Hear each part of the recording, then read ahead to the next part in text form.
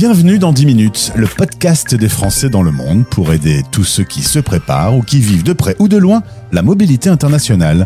Je suis Gauthier Saïs et j'ai le plaisir de passer 10 minutes avec Mustapha, né Chérif. On part à Paris, mais peut-être bientôt à Kuala Lumpur. 10 minutes. 10 minutes. Le podcast des Français dans le monde. Et si la radio des Français dans le monde pouvait, grâce à des partages d'expériences, peut-être allumer des petites lumières importantes, pourquoi pas parler pour éviter de faire des erreurs. Ça va être l'idée de ce témoignage avec mon invité Mustapha qui, aujourd'hui, je le disais, est dans la capitale française, mais cette envie d'international est de retour, donc il va se passer plein de choses. On va en parler. Mustapha, bonjour. Bonjour Gauthier. Je salue Cécile qui nous a mis en relation. On va échanger ensemble quelques instants car il s'avère que, si je peux me permettre, toi qui travailles dans les assurances, tu t'es retrouvé un peu comme un cordonnier mal chaussé. Absolument. Déjà, merci de me recevoir Gauthier. Et tu fais bien de reprendre cette expression parce que je suis basé à Paris, mais j'ai vécu une expatriation à Singapour entre 2019 et 2022. Et comme tu l'as indiqué à juste titre, donc je suis professionnel de l'assurance. Et en arrivant à Singapour, donc voilà, on a, comme beaucoup d'expatriés français, souscrit à une assurance santé locale pour le coup. Et donc voilà, assurance santé qui ne prévoyait pas de garantie pour la maternité. Et entre-temps, mon épouse est tombée enceinte et on s'est retrouvé bien embêtés. Alors, on va justement zoomer puisque la radio ouvre un dossier sur le sujet de la grossesse à l'étranger. Alors, on prévoit pas toujours tout, hein. On se dit que le deuxième peut arriver, mais il arrive quand il arrive. Vous allez vivre une double période compliquée puisque la grossesse de madame va pas se passer de façon très sereine. Et puis, il va y avoir ce problème d'assurance. On en parle tout de suite, mais on commence par Maison Alfort. C'est là d'où tu es originaire. Tu vas faire tes études en licence économie et gestion, puis rentrer à la GMF, les premiers pas dans le domaine de l'assurance, jusqu'à ce qu'un jour ta femme rentre à la maison avec un projet d'expatriation. C'est un sujet que vous aviez déjà abordé. On parle de New York, ça te botte pas trop, et puis il y a une proposition pour Singapour. Qu'est-ce qui va faire que là, pour Singapour, tu vas dire allez chiche, on y va? Écoute, ce qui s'est passé, c'est que, alors, un an avant, finalement, en 2018, donc elle revient aussi un soir à la maison en me présentant un projet d'expatriation avec donc son entreprise à l'époque. Donc pour New York, bon, à ce moment-là, j'étais plutôt bien installé à la GMF et on va dire que j'avais d'autres projets professionnels surtout.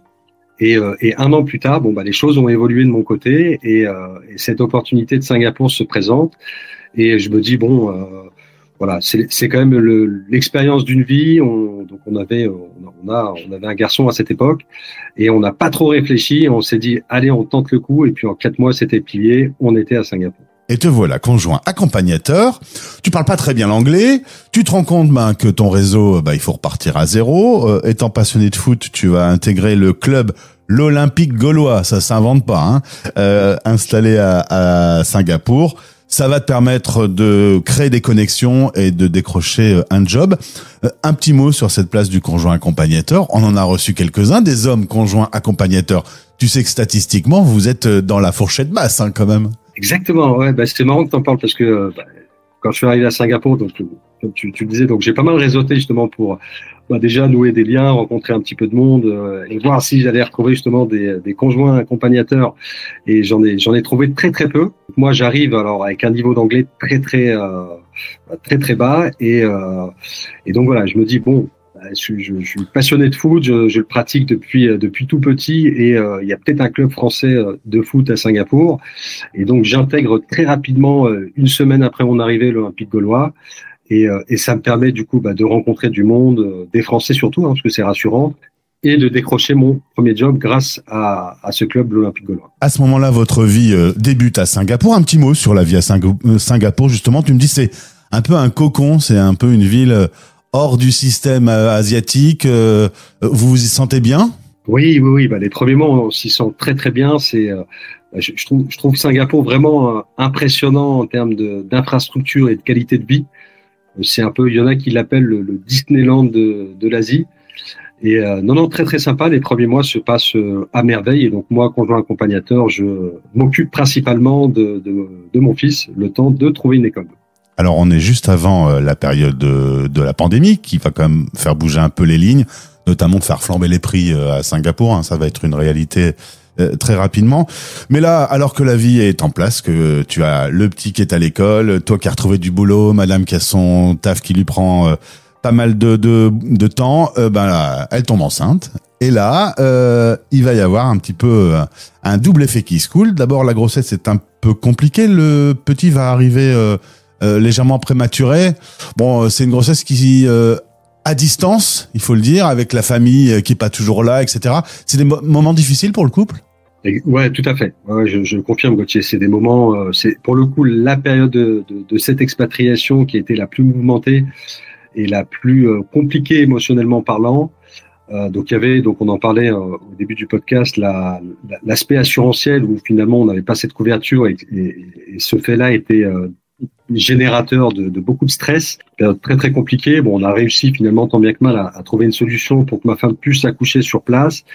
Et puis après, en parallèle, il y avait cette vie justement remplie de restrictions, le lockdown, donc ouais, très très compliqué. Cool. Et l'accouchement, voilà, ensuite aussi plutôt assez mouvementé. Alors justement, puisqu'on parle de ce métier, tu bosses dans les assurances, on peut dire que c'est un domaine que tu connais, mais tu bosses dans les assurances françaises avec le système français, le système de couverture sociale, etc. Bah, quand on est à l'étranger, il est bon de rappeler que pour vous, c'est votre première expérience. Vous allez faire des erreurs un peu dans le choix du contrat d'assurance? Oui, alors en fait, le problème qui se pose, c'est que on est très très peu accompagné. Donc on est l'idée c'était on t'alloue un package, une enveloppe, ce qu'ils appellent un welcome pack, et dedans tu as la couverture santé, et puis bon, bah voilà, tu benchmark, tu compares de ton côté. Et donc c'est vrai que nous, l'idée c'était quand même de respecter le budget, puisque le coût de l'assurance, enfin le coût de la santé de façon générale à Singapour est très très élevé. Bien sûr. Et c'est un paramètre du coup qui entre en ligne de compte sur le montant des primes d'assurance santé sur place. Et donc voilà, donc moi je prends le sujet en main, donc je cherche. Bon, à ce moment-là, j'étais déjà salarié d'un cabinet de courtage spécialisé en santé internationale à Singapour. Et donc, je vais à la pêche aux informations, je contacte tout le monde et on me confirme que non, tu ne pourras pas être pris en charge pour la maternité, en tout cas à Singapour. Alors, ça veut dire un accouchement entre 10 et 15 000 euros, ça veut dire pas mal de choses. Le délai de carence, on peut plus changer parce qu'on est engagé et puis on peut plus changer la date de la grossesse. Hein, voilà, c'est le genre de paramètres sur lesquels il n'y a pas beaucoup de flexibilité. Du coup, vous êtes un peu coincé. Tu vas trouver une solution, mais l'idée un peu de ce podcast, c'est de dire, c'est quand même toujours plus simple si en amont on a bien réfléchi, on a bien analysé le contrat que l'on a, on s'est bien posé toutes les bonnes questions, parce qu'une fois qu'on a le doigt dans l'engrenage, c'est un peu plus compliqué. Ouais, absolument, Gauthier. En fait, il y a deux sujets. Il y a le sujet entreprise et employeur. Donc, en fait, qui va envoyer un collaborateur à l'étranger, bon, très souvent pour aller rejoindre une filiale.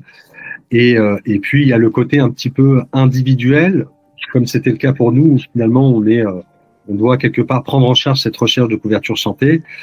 Et là, en tout cas, moi, ce que je recommande et ce que je conseille, en tout cas par expérience, à celles et ceux qui sont déjà expatriés ou pas, hein, c'est de se faire accompagner, en tout cas par un courtier. Ça ne coûte pas plus cher et ça permet en tout cas d'avoir les bonnes informations et d'obtenir en tout cas des solutions qui sont adaptées à leur projet. Bon, il peut ne pas y avoir forcément de projet de grossesse, mais c'est toujours bien de le savoir pour ne pas être surpris quand ça arrive. Mars 2021, l'arrivée donc du second. Il y a eu la crise Covid, il y a eu le lockdown, l'augmentation des prix, etc. Ça devient compliqué de rester à Singapour. Vous rentrez à Paris d'abord, puis à Rennes. Le retour en France a été difficile? Très, très difficile. Ouais, très, très difficile. Alors moi, il faut savoir que j'ai fait quasiment 2 ans et demi à Singapour sans rentrer en France. Donc, voilà, donc j'ai pas vu proches, famille pendant ce laps de temps. Mais oui, on part avec un goût d'inachevé. Bon, il y a beaucoup d'émotions. On a un deuxième enfant. On voulait rester. Bon, finalement, les choses ne se sont pas passées comme prévu. Et puis, à un moment donné, plutôt que de forcer, bon, il faut rester en tout cas pragmatique et essayer de prendre la bonne décision, surtout quand on est en famille et quand on a des enfants. Ouais. Et donc, oui, retour difficile et mais bon, ça fait partie de l'expatriation. Voilà. Au début, ça se passe bien. À un moment donné, ça peut se compliquer. Bon, Moustapha, pour information, on a plein de podcasts très intéressants sur le retour en France, qui est une période difficile, d'autant que, on va dire, c'est presque un peu un retour suite à un pseudo-échec. Un peu, ça s'est pas passé comme vous l'aviez imaginé, Singapour. Ouais, absolument. Ouais, nous, on l'a vécu comme un échec. Bon, après, avec du recul, Bien sûr. On passe l'éponge et on essaye d'aller de l'avant. Mais non, ça s'est pas passé comme prévu. Puis quand on part, on se dit pas, on reste 2 ans. Non, l'idée, c'était de s'installer sur le long terme. On était très, très heureux à Singapour. Et puis, les choses vont changer au niveau des lois, au niveau du contexte sanitaire. Donc, voilà, on a décidé de rentrer à ce moment-là. Alors la bonne nouvelle, c'est que toute cette expérience t'a amené à créer Isem Expat en février 2025, un cabinet de courtage en assurance spécialisé pour les expats. Là, vraiment, l'idée, ça a été de dire, cette expérience, tu veux la mettre au service des autres Français qui sont en mobilité internationale. Justement, bien faire attention au bon choix de contrat, les bonnes clauses et imaginer les différentes situations, maladie, grossesse et tout ça. Je suppose que quand tu as un client qui vient vers toi, cette expérience te sert. Et complètement.